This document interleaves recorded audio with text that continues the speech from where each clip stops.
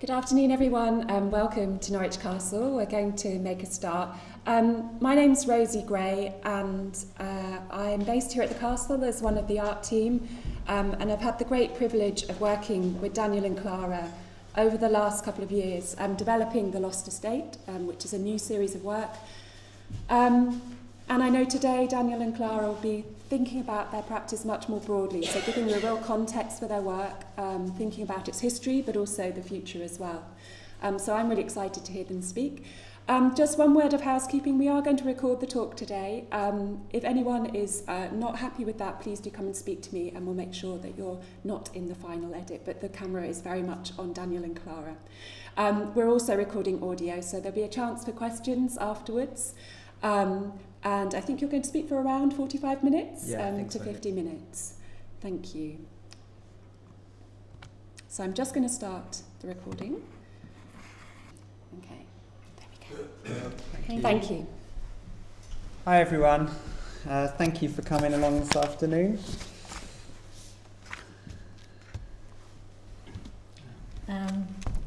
Thanks so much, Rosie, for having us here today to kind of giving us a chance to share some of the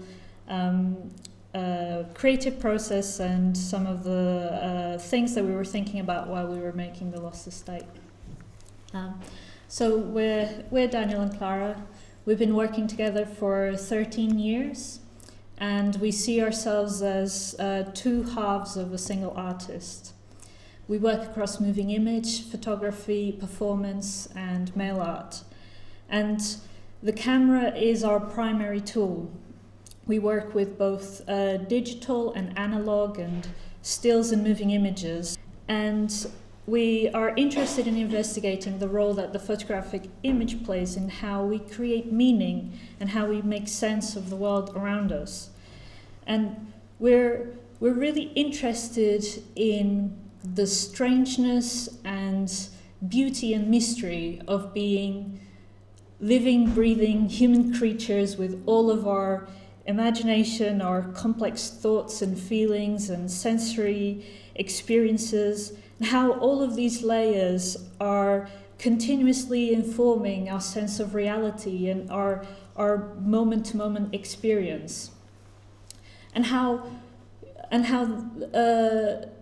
throughout all of our lives hangs this knowledge that we will die one day, and this puts a question onto us, which is how do we live meaningfully with this time that we have between now and the end. And our work is, I feel like right at the center, is our way of exploring this.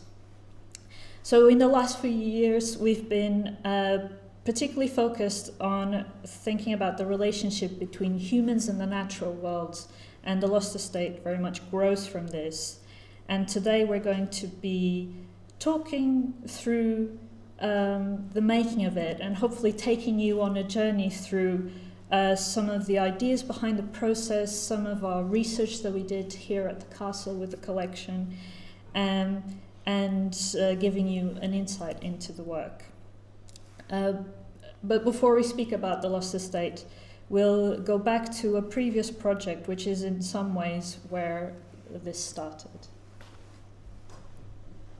So in spring 2020, we were between houses. We'd been living in London before this moment, and we were staying with family on Mersey Island when the first kind of news came through about this pandemic that was slowly kind of making its way across the planet. And, like probably many of us at first, we kind of just dismissed this news as being more kind of sensationalist, kind of clickbait and people sort of overreacting. But then, of course, it very quickly dawned on us that this was a serious situation that we were a part of. And then when the first lockdown was announced, we realized that our short stay on Mersey Island, of which we expected would be a couple of weeks while we looked for a new place to live, would be actually an extended stay. So we kind of happily, in some ways, found ourselves living through this strange moment on this beautiful island. Mersey Island sits near Colchester on the Essex coast. And, you know, this was a time when it was an incredible weather. I'm sure you can all remember the sort of strangeness of the situation, but we had that sort of amazing spring. And we were in this place, and each day we were using our permitted 1 hour of walk to explore our new surroundings. So each day we would kind of set out and walk down the avenue to the beach, walk along the beach, and then along this tree-lined lane and sort of circle round back to the house.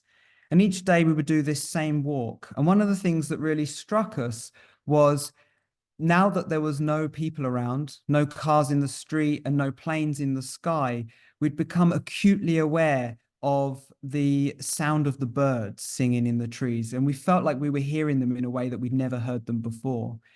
And as well as that, we were kind of, because we were doing this repetitive walk of the same area, we suddenly realized that we were seeing the hedgerows change day by day in a way that we hadn't witnessed before. And it was like this great gift of kind of deep looking and awareness of the shifts that were happening in nature day by day that we hadn't really witnessed before or hadn't been aware of before. So we started making these short videos, these 1 or 2 minute films of us sitting, standing, or laying in the landscapes that we were walking in every single day. And in a way, we did these as a way to respond to our new living situations, our new environment, but also as a way of responding to the wider situation that we were living through. It was our way of dealing with the anxiety of the pandemic and this kind of complex situation that was going on in the world. And one of the things we wanted the work to be was very simple. We didn't feel like what this situation required was a complicated response. So we stripped our filmmaking down to the barest elements. These were all shot on an iPhone that was on a tripod, simple, uncut moments that were around a minute long. And we were thinking about those origins of cinema, those early films by the Lumiere brothers of just, you know, workers leaving a factory or people sort of walking in a garden. And we were very much just thinking about getting back to basics.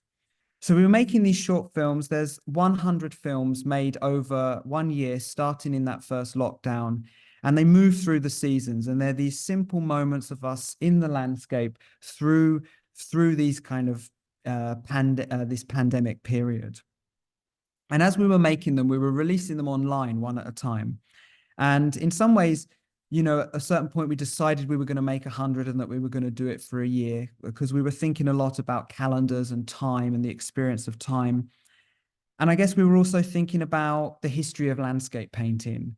We're particularly interested in those interwar years artists, people like Ravelius, Paul Nash, John Nash, Graham Sutherland, all those kind of amazing artists who were dealing to their local environment and to the local landscape in a very personal and intimate way. So all of this was kind of on our minds when we were making this work, but we didn't really know what the sort of final outcome could be. But then at a certain point, we realized that we wanted to kind of exhibit these as a kind of full series, and that when they were complete, we wanted to show them as a sort of installation. And we submitted them to an open call here at the castle for a group show, and they were included, and this was their first exhibition. And it became a part of a tour of the work that we did across East Anglia, taking this project and other works that we'd been making on show around the region at various galleries. So we have a clip of this project. It's a 5-minute clip just to give you an experience of what the project's like. And I think the clip starts at where the beginning was. Yeah, and it starts with yeah, so it's the first five minutes worth. I think the total runs to about an hour and a half for the full series.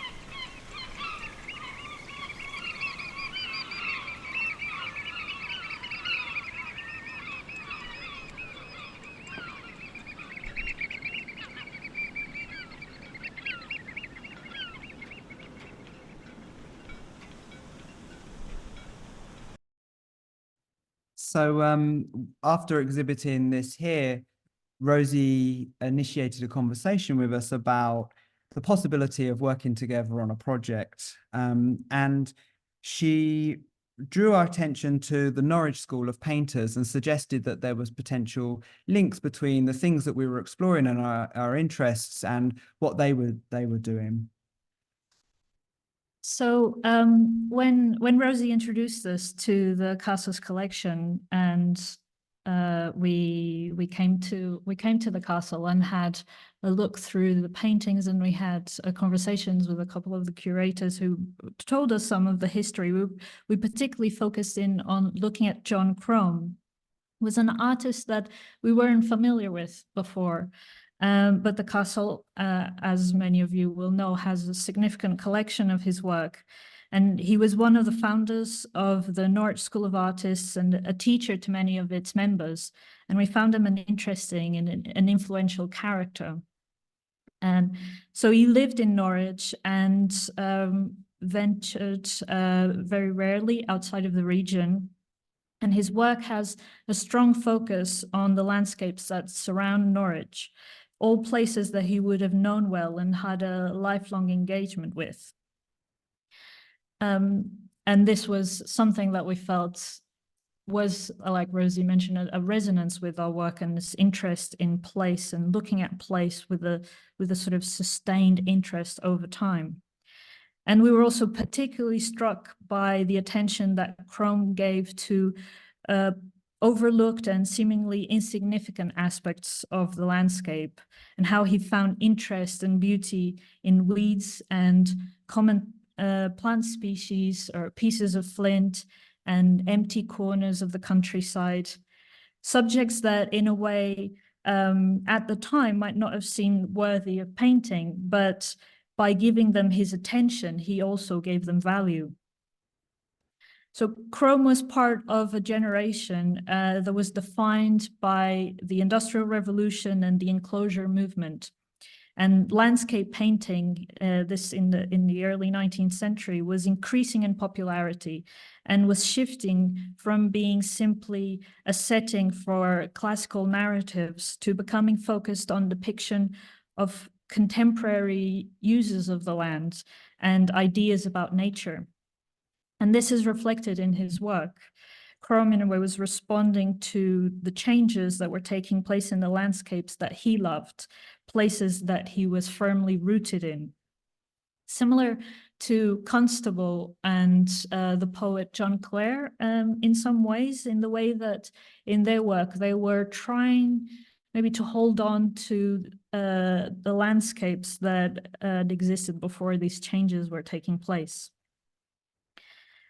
So our relationship to the natural world has changed a lot in the last 200 years, in the past 200 years since then. But what we're experiencing now is a result of things that were set in motion then. And we're interested in how our relationship with the natural world can be chronicled in depictions of nature throughout the history of art. And this was very much on our minds when we were looking at Crome, thinking about how his images speak of his time, of the increase of industrialization, and how this relates to the time that we're living in now, when we're all becoming increasingly aware of the climate crisis and the destructive impact that we're having on the planet. So for this project, we wanted to continue exploring this theme of figures in a landscape and thinking about our relationships to our environments and nature, which had started with On the Island, but to create a series of larger photographs conceived as being moments from an imagined narrative taking place in the gardens of a country estate. And we were incredibly lucky to find a residency in Norfolk at a place called High House in Westacre, which is a large country estate where we spent a month last summer living and working on this project. And we knew as soon as we were invited to do this project that we wanted to create this work in Norfolk, that because of being able to show it at the museum and because we were responding very much to these Norfolk artists, it felt appropriate that we should immerse ourselves in the Norfolk landscape and somehow try to speak directly to the place. And our work is always place responsive, even when we're not making such direct works in response to place. It always feels to us like the environment that we're working in or the weather is somehow seeping in and influencing what our pictures become. And we like to, over time, we've realized this, and we've liked to sort of encourage this, to find ways to somehow open ourselves up to this experience and really let it become almost like a third collaborator in our practice. When we make a project, we always go in with a plan. We always have certain parameters that we're working with, but then there's this kind of moment when those plans meet up against the reality of the situation, the environment, the weather, how we feel, what we experience there. So there's this kind of dance between the intention and then the reality of being in that place. So this is a couple of shots of the place where we had a wonderful month last summer. So the exhibition includes 6 pictures, and we actually created 12 in the full series. And we're going to show you all 12 of the pictures today, but we're going to focus specifically on the 6 that are in the exhibition and unpack those a little bit. They all have their own titles. This one is called Everything They Wanted. And as you can see, we've placed the human figures in the background and have given significant attention to the foreground.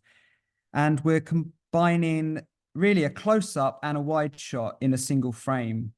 You could also say that it's a still life and a landscape within a single picture. And this is an effect that would be quite easy to achieve if we were making a painting, but actually is quite difficult to achieve in a photograph. And in order to do this, we used a special lens, which is called a split diopter lens, which essentially enables 2 different planes of focus within a single image. It kind of looks like this. So it's basically a half of a lens that sits on the front of the main lens. So that magnifies whatever is close in the foreground. So everything you're seeing in this series has been created with this lens, and there's no post-production effects. There's no layering of images. It's all created in camera. So what you see is what the camera saw when we were on location making these pictures. These lenses are quite often used in cinema, but we haven't really found any other examples of photographers using them. They're quite popular in the 1970s in horror films and crime films. I don't know if you've ever seen any films by Brian De Palma.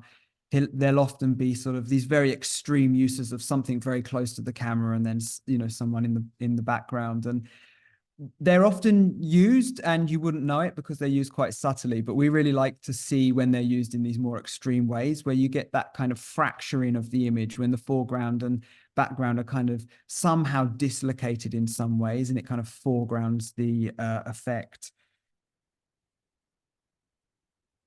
This picture is called A Last Look Around. So all the pictures in the series were taken at sunrise and sunset. We wanted to capture this very particular light that we feel it's a transitional moment between night and day, between consciousness and dream, and create this feeling of being in between time. So often this time twilight's called magic hour, and so the picture's kind of existing in this world that is dreamlike, but also sometimes has this eerie atmosphere. And because we decided to shoot at these particular times of day, this established a routine for how we worked during the residency. So our routine was that we would wake up at 5 a.m. each day, and we'd head out into the grounds and set up. And we'd have a window of about 20 to 30 minutes as the sun came up to capture a picture. After this, we would usually spend the mornings helping out around the grounds.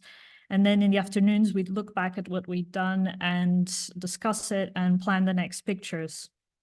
And then as evening approached, we'd head out to shoot another picture at sunset and work until the light was gone, and then come back and prepare for the next day. So we did this every day for the month, and it was quite an intense experience, as it often is when we make a project. And there's always a certain tension about working with the landscapes, as we're always in a dance with the shifting light and the weather conditions. And some pictures took several attempts to get. This one took three attempts, 3 mornings to get right. And in a way, as Daniel said, we always go into a project with a plan and a structure in mind, and some things that start forming even sometimes without us meaning to. So the residency was during the month of August, so we had been picturing maybe this warm and sunny weather, but actually it turned out to be a very damp, and it rained quite a lot during that month. And in a way, this completely influenced what the pictures become and infused the series with a melancholy mood. So, equal to our inspiration that we take from painting, we draw a lot on the history of cinema. And there's quite a large number of films that are kind of constant companions that influence our work time and time again. And one filmmaker that we always return to is Marguerite Duras. This is a still from her film India Song, which is an absolute masterpiece of cinema. All of her films are incredible, and they really stand alone. There's nothing else quite like them in the history of cinema. She's very much carved out her own space. If you haven't seen her work, I highly recommend trying to track down India Song. Is a really good place to start. And she often kind of disconnects the image from the soundtrack in some way. And you'll see figures wandering around in these spaces, in rooms, in landscapes. And over on the soundtrack, you'll hear music, but you'll also hear voices speaking. And they can be voices that sometimes appear to be the characters talking, but they can also be people almost like commenting on what's going on screen. And they're often about these characters who are sort of experiencing displacement and loss in some ways, usually upper class characters that are sort of sadly clinging on to a world that has gone, a world that no longer exists, and kind of wandering around in this strange melancholy dream state. And I think even just from this still, there's probably obvious sort of how that kind of relates to the pictures that we've made. But we also really love sci-fi and horror films, and we're big fans of sci-fi literature as well. John Wyndham's sort of eerie tales of strange going-ons in English villages. The adaptation, Day of the Triffids, from his book is one of our favorites, about this shift in agency from humans to plants. The plants start attacking the humans. Has been just one of those stories that we just keep returning to again and again. And we also really love hand-painted lobby cards like this one, which I think has been a kind of constant obsession for us. And I think this is also probably quite clear how this influences our work, these kind of moments of loaded with action and emotion, but as a still frame. This picture is called A Sudden Downpour. And you might not be able to see it on the screen, but if you look closely at the picture, there are drops of rain on the leaves, and it was pouring down as we made this. And we had to protect the camera with and the lights with a large umbrella. And this picture was taken in the walled vegetable garden of the estate. And we wanted to use all parts of the estate and explore how they could spring forth different moments and different moods and narrative scenes. And we had been thinking a lot about the idea of the garden as a psychological space. And for this, I mean, not just a physical space, but the garden as it kind of exists to reveal an inner life, how gardens are human constructions and rearrangements of reality that externalize an inner need. And I think gardens always express something about our relationship to nature. we always think of gardens as dreams made real.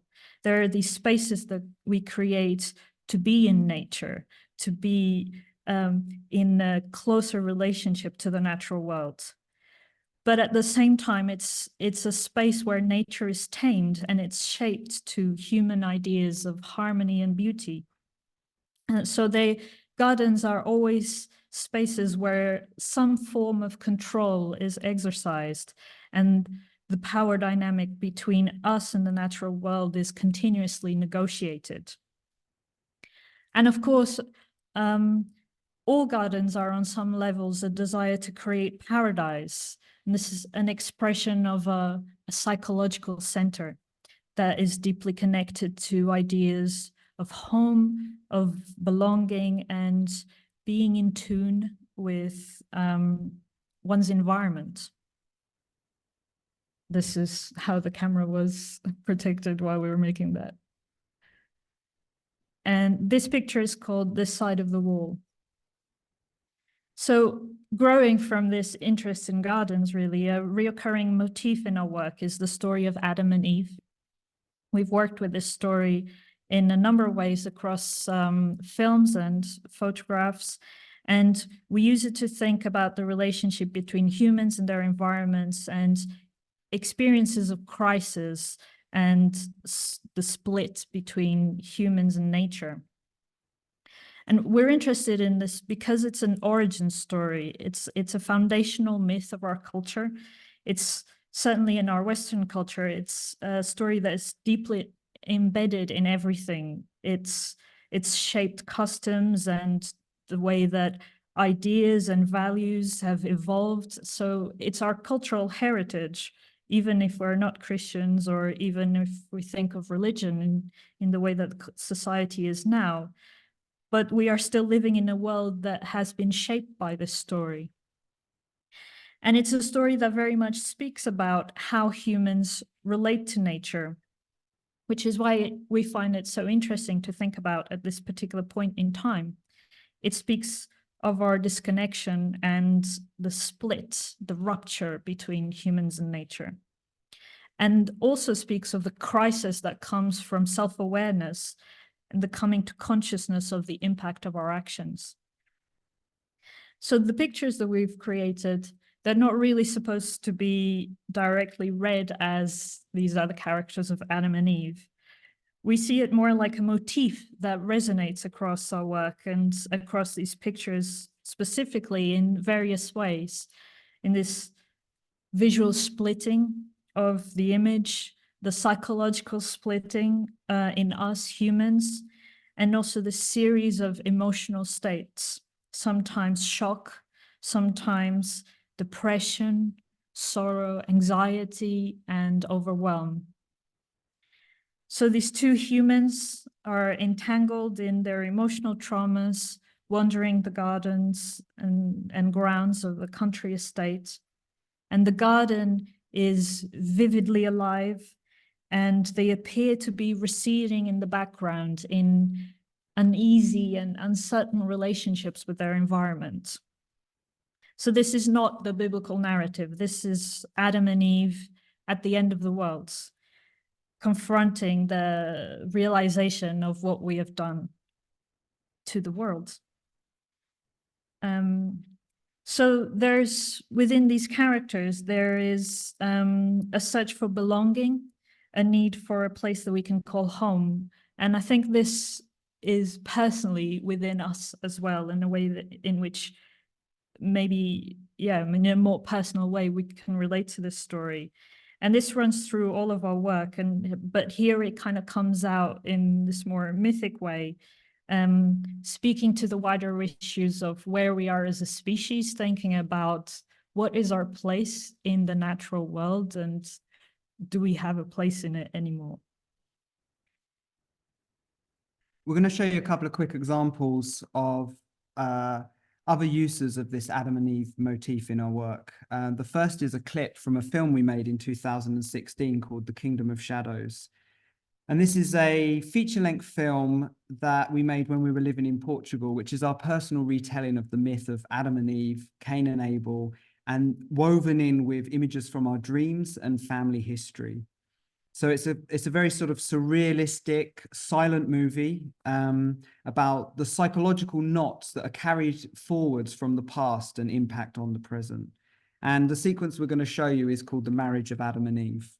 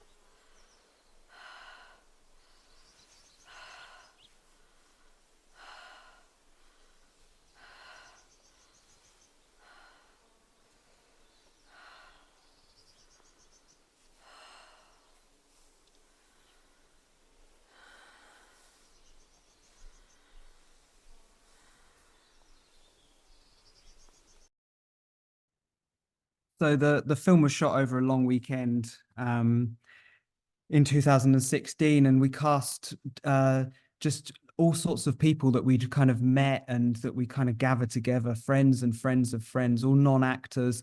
The two that you saw there are dancers, amazing dancers that often work together, and we're very lucky that they kind of agreed to come in and perform as Adam as Eve. The film was made on a no budget, and it was very much this kind of film that we had to make. It was very much sort of delving into these kind of archetypal images and trying to sort of unravel them and rethink them in our own way.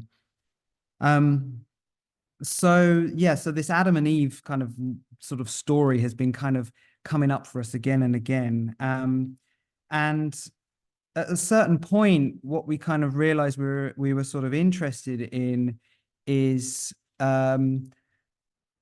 this sort of moment in the Adam and Eve narrative where they come to that realization of what they've done, not in the moment of sin, but the moment after it, the moment as they're leaving the garden, when it kind of dawns on them that because of their actions, their whole reality has changed. And that kind of emotional and psychological kind of shift that happens in that moment as it dawns on them that they have set in motion something that they can't go back from. This is a part of a series called A&E by D&C. It's a series of 22 photographs. And for this, we had these prints of Adam and Eve onto which we threw red oil paint and then photographed them while the paint was still wet. So the original painting doesn't exist. All that exists is the photograph of this moment, this kind of unrepeatable, lost moment that's irretrievable. A&E obviously refers to Adam and Eve, but also to this idea of accident and emergency. This piece is called Imagine a Garden, and there's a series of 6 images that we made during our residency at High House. And these were created on the afternoons when it was raining so much that we simply couldn't go outside.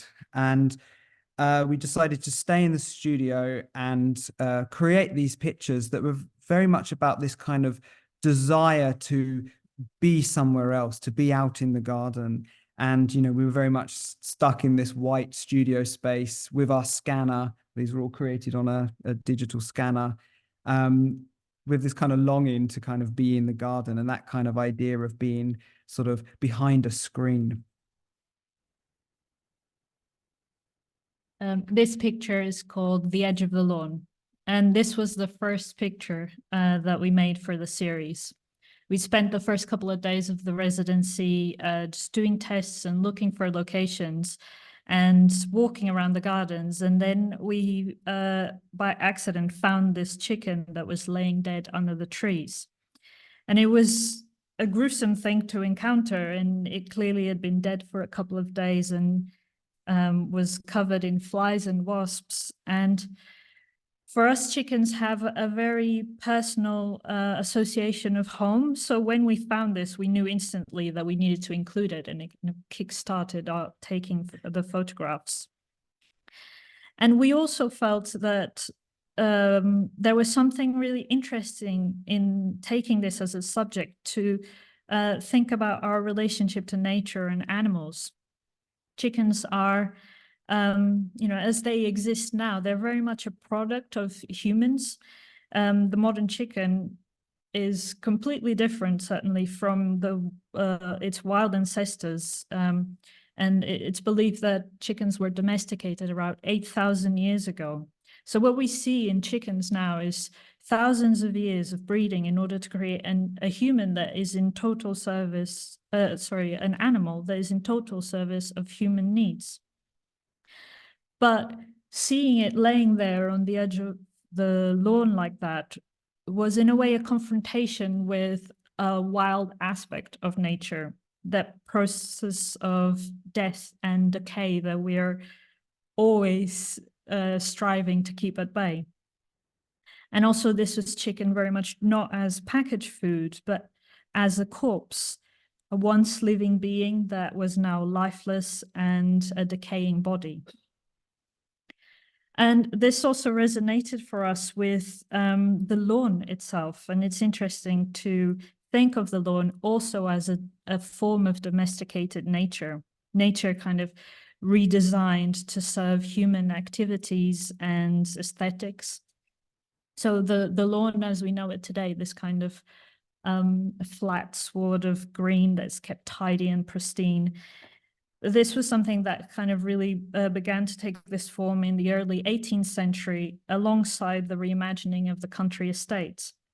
The whole landscape in these estates was being redesigned to fit new ideals and visions of nature. So they were sculpted into parkland with the acres of rolling grass and picturesquely dotted with trees, as we kind of know them still today, creating this illusion of endless Arcadia, which was inspired by paintings, landscape paintings of people like Claude Lorraine and Poussin. And then a century later, the invention of the lawnmower kind of brought the possibility of the stream in a much smaller form into common households. And it's kind of spread all over the world since then.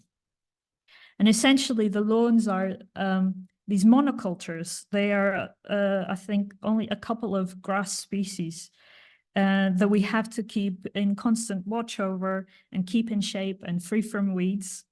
And if anything ever express this paradox of our desire to be, in nature, in tune with nature, and also our desire to control it, then certainly it's the lawn.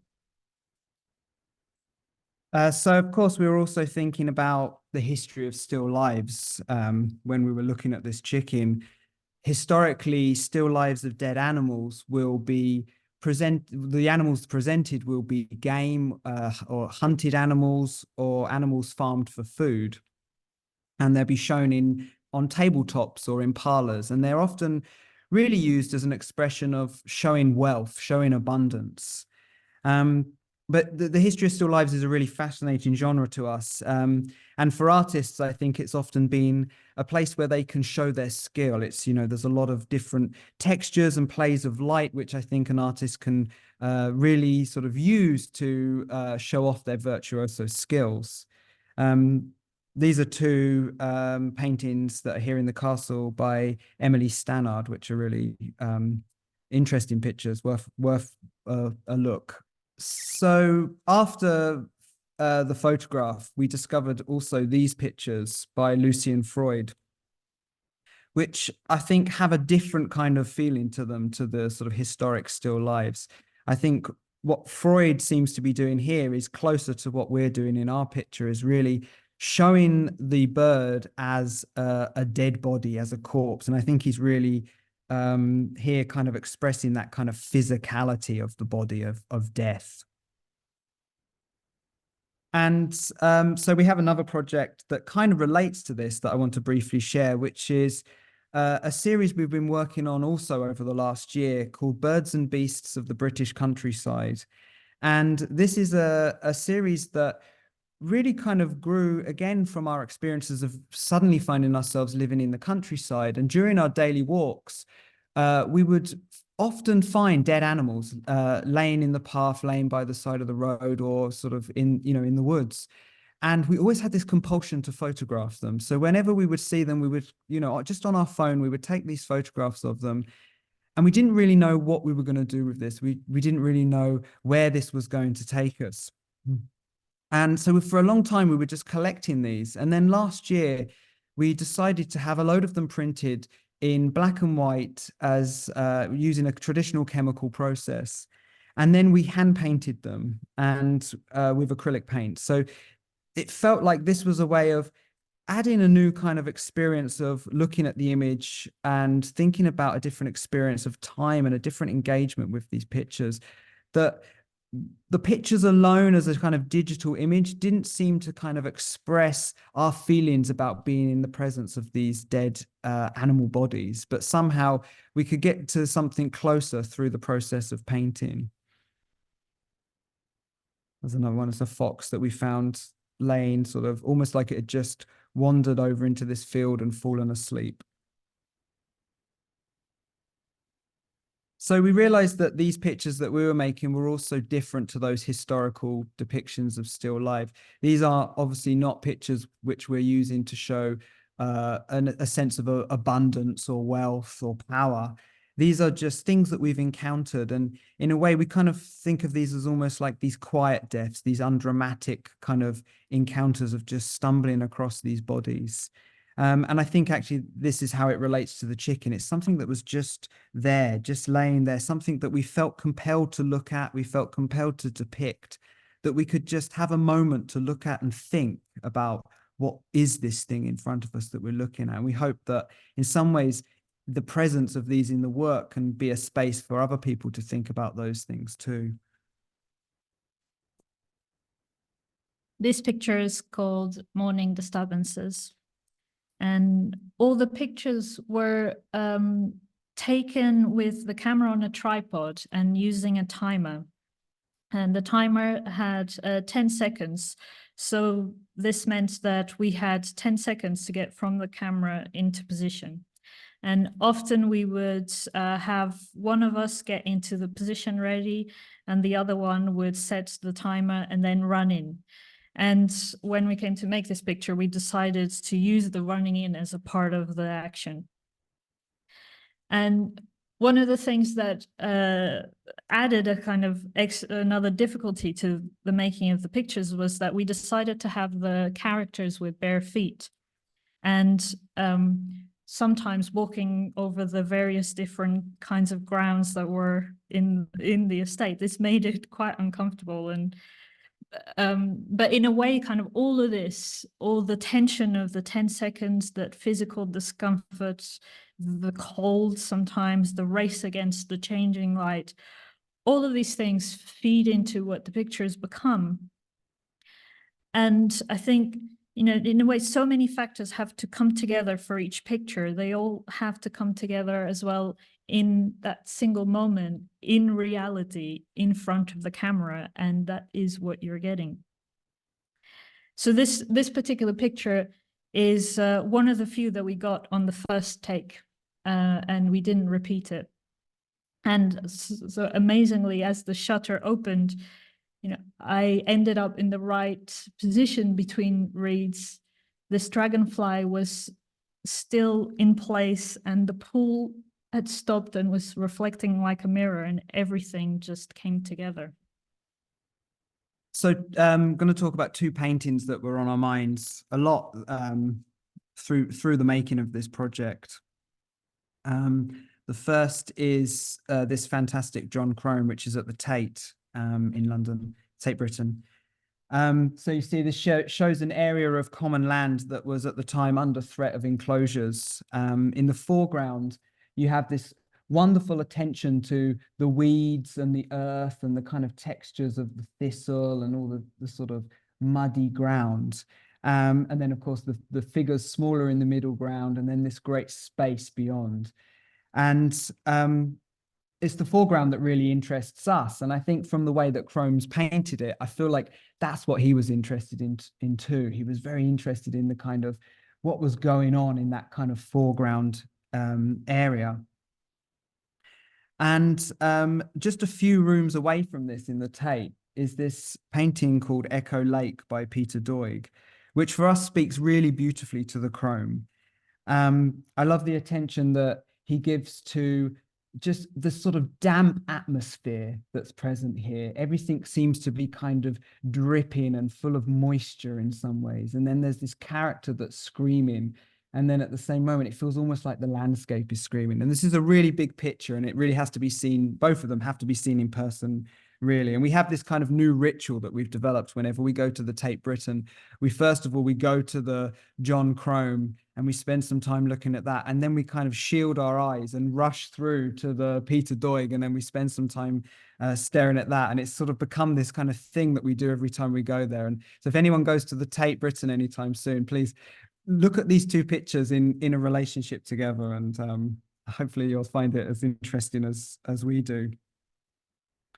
Of what interests us about these two pictures is, of course, they're about figures in landscapes, and they're kind of speaking to us across time about the relationship of people to place. You know, one is very much rooted in this sort of reality of a person encountering a landscape that he loved under the threat of enclosures. And this one is more of an imagined landscape painted from a film still of a kind of film of a brutal murder that took place in this lake. And they're both kind of loaded with emotion, but in very different ways. We'll have now a quick look at the other 6 pictures that are not included in the show. And I guess then we'll open up for questions, and we'll be happy to answer and hear any comments that you have. So this picture is called There It Was Before Them Life. And actually something that we haven't spoken about is the postures, which they also come from looking at painting and looking at cinema, and just gathering postures in our minds. This particular one with the hands on the hips came from a book of Stanley Spencer, a painting of Stanley Spencer that was in a book that we were looking at the residency. And he's someone that we also come back to a lot. And interesting that how it relates, even though we weren't necessarily thinking about it then, how he's also created this body of work deeply rooted in a specific place, and he creates these incredible biblical scenes, but sort of takes them into his own village and his own time, which is wonderful. We love him.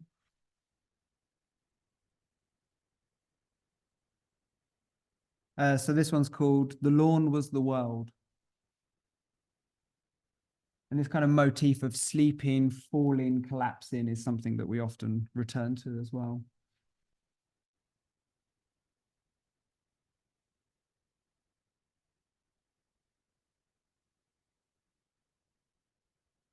This one's called Out in the Open. And all of the titles of the pictures were taken from Lion Virginia Woolf's To the Lighthouse. This is one of our favorite books, and one that we can come back to again, and we've read several times. And we flicked through the pages and lifted interesting lines before we went on the residency. And then we would use them almost as narrative activators, kind of trying to match the lines with the locations and let them stir up the scenes. This one's called Making Gardens Out of Silence. We hadn't planned to do one with Flint, but then we realized actually being landscape that it's everywhere. You scratch the surface of the ground and it's like flint just seems to pour out. It's incredible.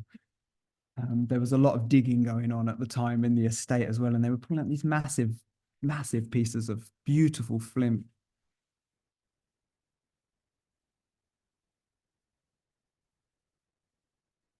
This one is called Life Stand Still.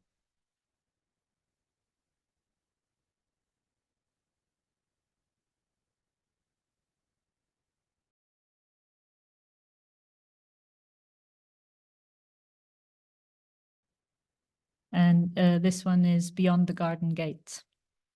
And that's it. That's it. Thank you for listening.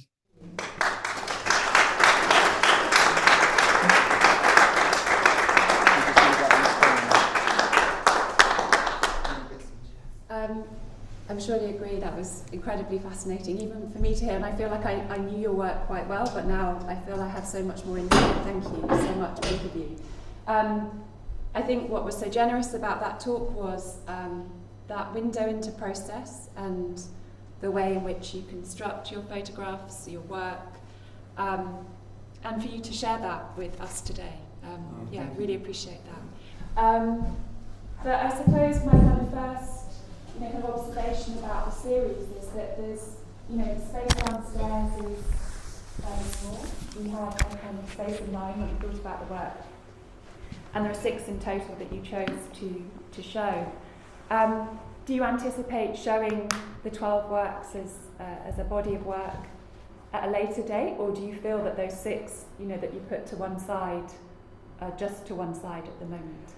I think if we could show them, we would like to. I think it's we knew we had that space and that we wouldn't be able to show all of them, but the work had a life of its own, and I think at a certain point we realized 12 was the number. It just, you don't know why these things happen, but it seemed 12 was the right number to make. I mean, it's a pretty loaded number for us, historically, I think biblically, also in how we organise our time, our year. But I think intuitively it just felt like that there needed to be this kind of quantity of them that was kind of the narrative opening up in different directions. So yeah, let's see. Hopefully there'll be opportunities to show the rest at some point. Does anyone have any questions? Yeah, on your first images shot on the iPhone, did you use the iPhone's mic, or did you have an external source? Both. So sometimes we'd have a little external mic, and sometimes it would just be the built-in one. But yeah, very windy on Mersey, so sometimes the built-in one. I was wondering how you managed to cope with Yeah. And there's a question in front of her. I just wanted to ask about the medium itself, the camera, because you're looking to capture immersive experiences with nature. And that when one thinks about the camera, you think, my God, that's rather a long way from what you want, in the sense that it's a non-human eye, it just takes what's in front of it, and it's a very sort of spectatorial medium rather than an immersive one. So, I mean, do you find yourself actually working against the camera a lot of the time? I mean, trying to flexibilize it as much as you possibly can? I think that's a really great question, and we have a lot to say about it.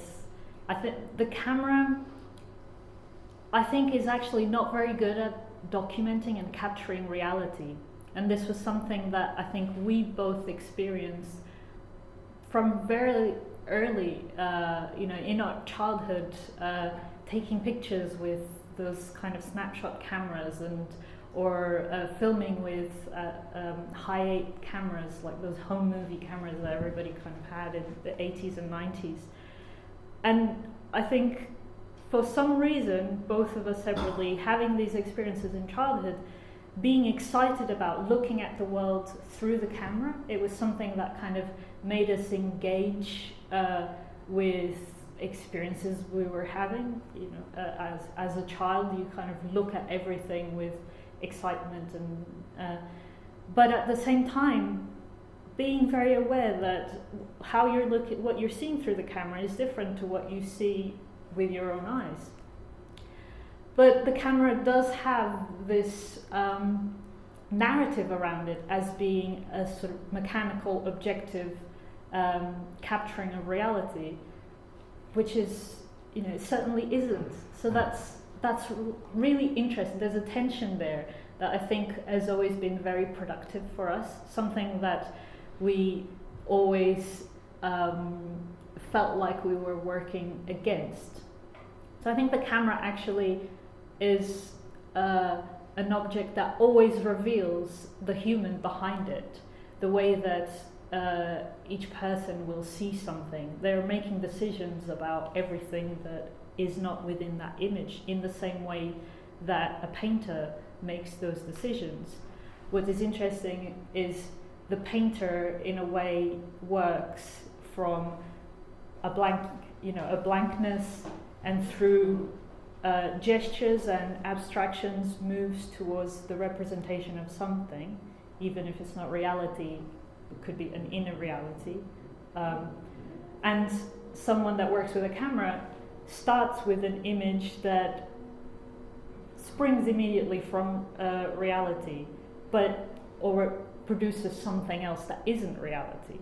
We always thought the camera was actually a tool for creating new realities. And recently we've been doing a lot of research into early photography and learning about how people saw early photographs, and discovering that people then were very aware of how photography wasn't like reality. There was all these distortions.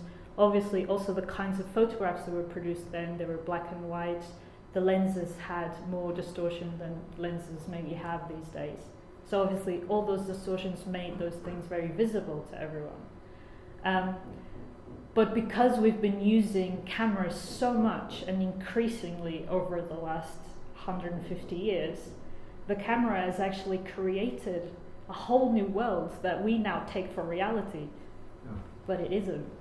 Yeah. And I think our work dances within that space and questions how does this image relate to reality? Yeah.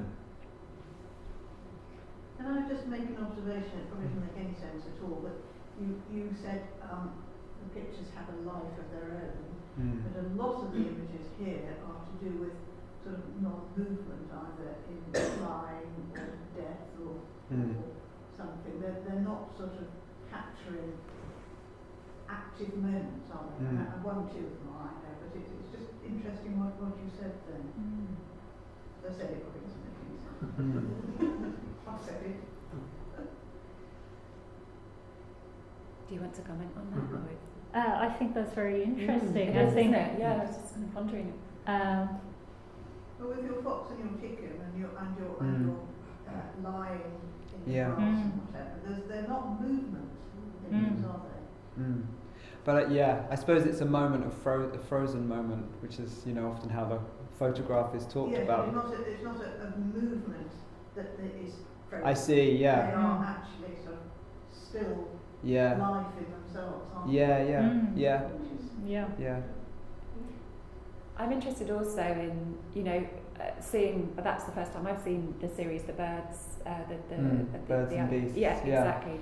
And that introduction of paint at that point. I'm just kind of interested to hear a little bit more about the motivation for that, you know, given the kind of previous comment. Yeah, I mean, we've always, I mean, you know how much we're immersed in the history of painting and how much time we spend thinking about painting and that kind of language. And I think in some often we've felt like maybe we're painters, but we're kind of, you know, trapped in these kind of bodies that use cameras, which I think is like probably, you know, sort of what's interesting for us is that kind of tension of working with a kind of a medium when we're so in love with another media.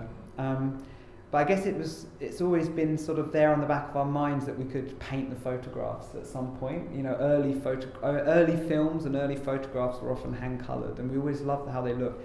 But it's just taken us a long time to get there. And I think part of it's, you know, confidence. You know, you go down a certain path working with certain materials, and you build up a language and you kind of go deeper into it, and you know, you kind of get, it's not exactly about comfort zone because we're very good at breaking out of our own comfort zones, but I guess you just get on a certain path. And we've often, you know, since we first were working together, loved these lobby cards of these movies and always just thought, we're going to do some of those. And we've talked about it for years and years and years and years. When you say lobby card, just to be super clear, Yeah. just because my knowledge of cinema is not as great as yours, for sure.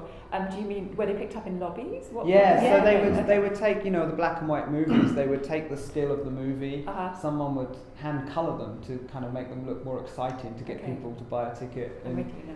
But they're always slightly at odds with what the movie is as well, which is quite interesting. You know, sometimes the lobby card is more exciting than the movie, especially with those kind of some of those B movies. You know, there'd be like monsters on the lobby card, all painted in colours, and then you'd go and see the movie, and it was like, you know, quite the opposite. So, but they're just kind of beautiful objects in themselves, and I guess it's also like the way that they're these sort of frozen cinematic moments, but they're just all that information just in that photograph, and they seem different to kind of like really the history of sort of photography and how sort of people have been thinking through the history of photography.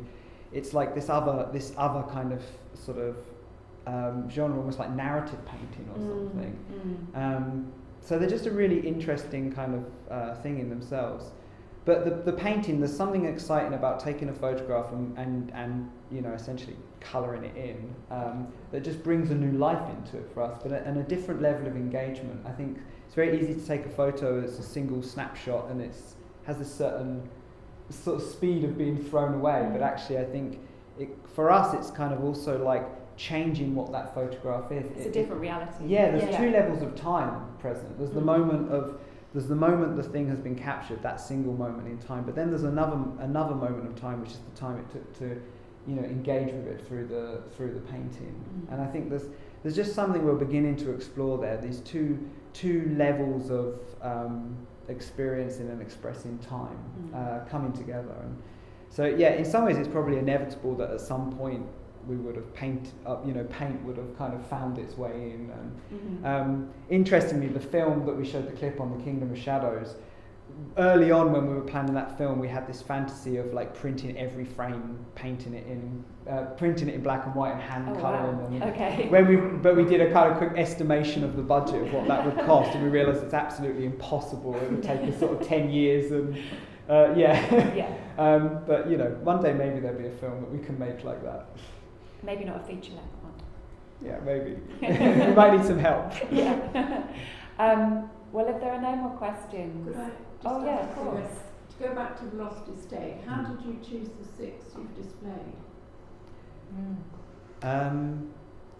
I guess we had a couple that we knew for certain we wanted in, and from there it was what would create a balance and somehow represent the various zones of the, you know, of the narrative that's across the 12. Obviously there's certain things that aren't covered, like the flint wasn't in, which is something that was very close to being in, but I guess it was just a balance, a feeling of the balance. And I think we created I think kind of a short list of two sort of versions that we looked at, and then we also discussed it with Rosie and got her input. And yeah, I guess it's to a certain degree intuitive.